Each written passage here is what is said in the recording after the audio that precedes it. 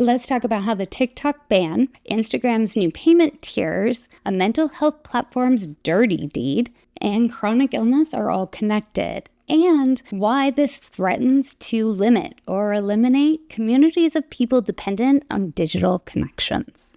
Instagram recently announced new Meta-verified tiers ranging from $5 to $300 per month. Since the initial announcement, they have clarified that this is still in testing and it will primarily apply to business accounts, not creators or general users. However, this is still a really interesting announcement because basically what they're saying is how much you're willing to pay us every month will dictate the changes we make to your individual algorithm. Apparently, all that ad revenue and revenue generated from selling user information isn't enough. So Meta's looking for more revenue streams, probably because they've spent a lot of money doing some really stupid stuff that I'm about to talk about. The timing of this announcement is really interesting for two reasons. First, the recent developments about the TikTok ban, and second, because settlement notifications have been sent out from the FTC's lawsuit against betterhelp.com. Let's take a quick look at how we got here because it really matters. Meta decided that TikTok was a threat, and since it was a threat to them, they needed it to be a threat to everyone. So they hired public relations companies to turn TikTok into this big, scary monster that American people desperately needed protection from, especially our poor, innocent children, instead of it just being a social media platform that was outperforming them. One of their hired fearmongers was quoted saying, "The dream would be to get stories with headlines like, 'From dances to danger, how TikTok has become the most harmful social media space for kids.'" Once Meta was convinced that enough people were afraid of this new, scary, horrible monster, Meta shifted their resources to support lobbyists. These lobbyists pleaded with lawmakers to protect America and its children from this super scary Chinese spy platform because they were the only ones that could save us. I don't know about you, but I've never met a politician that doesn't have some kind of hero complex, so this approach worked really well, and lawmakers with their determined righteousness firmly in place got to work on writing a bill to ban TikTok. Now, they did graciously include time for the Chinese company to sell TikTok to someone else to prevent the ban. But since when does the US have a say in how a Chinese company does business? Can you imagine the reaction if the roles were reversed? TikTok attempted to work with our government to alleviate fears, and we're told that the primary concern was having U.S. user data stored on servers in China. In response, TikTok kicked off Project Texas, where they built a server farm in Texas to host all U.S. user data, and they passed the security and maintenance of those servers to an American technology company called Oracle. They believed this would alleviate all the concerns, therefore the cost was justified. But all that was still not good enough. Why? TikTok refused to hand over their algorithm. Once the ban was ready to be voted on, Democrat and Senate Committee Chair Maria Cantwell stated, "Congress is acting to prevent foreign adversaries from conducting espionage, surveillance, maligned operations, harming vulnerable Americans, our servicemen and women, and our U.S. government personnel."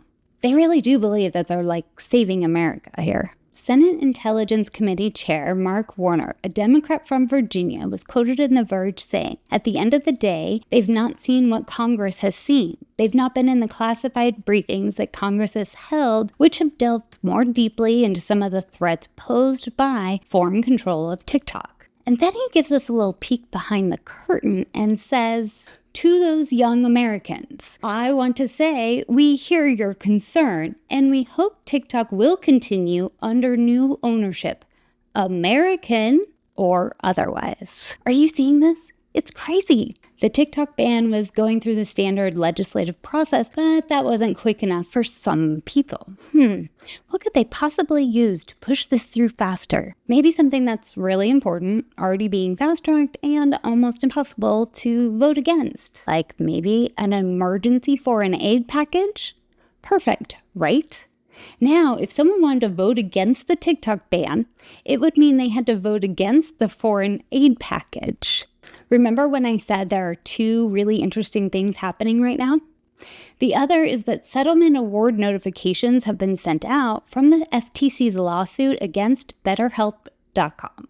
In case you don't know, betterhelp.com is a mental health platform meant to connect patients with mental health providers to make getting help more accessible. Great concept, but they did a dirty deed, and luckily they got caught. The FTC filed a lawsuit when it was discovered that they were selling patients' email, IP address, and answers to their personal health questions to Facebook, Snapchat, Pinterest, and Credo. Are you kidding me? And in case you don't know, Credo is an online advertising company founded and run in Paris, France. So obviously, keeping data in the US is not really the issue. Let's recap real quick. Meta pays to turn TikTok into this big, scary Chinese monster who's stealing all our secrets. They get lawmakers to write a bill banning the app in the US and get that bill attached to a fast-tracked foreign aid package. All of this is happening under the guise of protecting Americans' privacy and personal data, while Meta is buying protected personal health information and data from betterhelp.com, a platform meant to help individuals get access to mental health services. And guess what? That's not even the best part.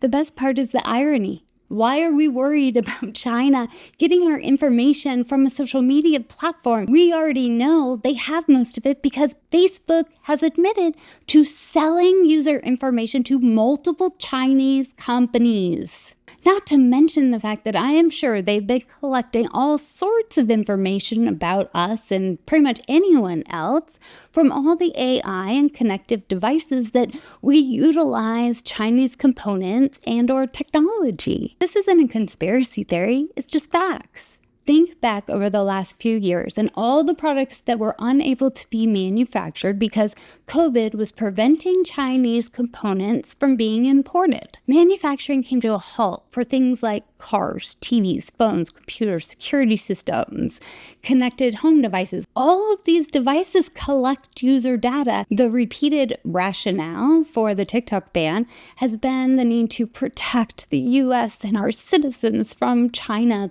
But that doesn't really seem to be the driving force. It seems more like certain social media companies want a platform that's outperforming them, utilizing their own algorithm out of their backyard. Having social media apps owned by separate companies that have zero influence over one another is actually a lot better for the user because it varies their reach, exposure, and ability to connect. Many people with chronic illness and disabilities depend on social media to find community, acceptance, support, even advice. I do. It's our only option because it's unlikely that someone with your same condition lives down the street. You're also talking about people with varying degrees of mobility and stages of disease. Without social media, there is no community. And when I didn't have that for the first year or so of my battle, it made this life unbearable. I'm not sure it's possible to log into Instagram and not see something about beating the algorithm or mastering the algorithm. But every time Meta decides to make a change, it's like starting all over again. When that happens, sometimes I'll go over to another social media platform and I'm suddenly able to connect with 5, 10, 20 times the number of people. And that makes a really big difference when you're talking about how someone is able to connect to the world. My social media, my online connections and community, that is my world because unfortunately I'm primarily homebound. So while my lockdown continues, my sanity and connection with the world is found and lives online. However, without variation and separation of algorithms and influence, my world can get really small or even invisible really quick. For example, I have a video on TikTok that has more than 380,000 views. That same video on Instagram has 112 views. I don't know what's going to happen. I'm sure there are going to be a lot of people standing up posturing, saying that they know what's right for the American people, but that's yet to be seen. What I do know is that whenever someone is trying really, really, really hard to get you to focus on something and just pay attention to that one thing, that's when you need to look behind you or look around to find out what it is that they're trying to distract you from.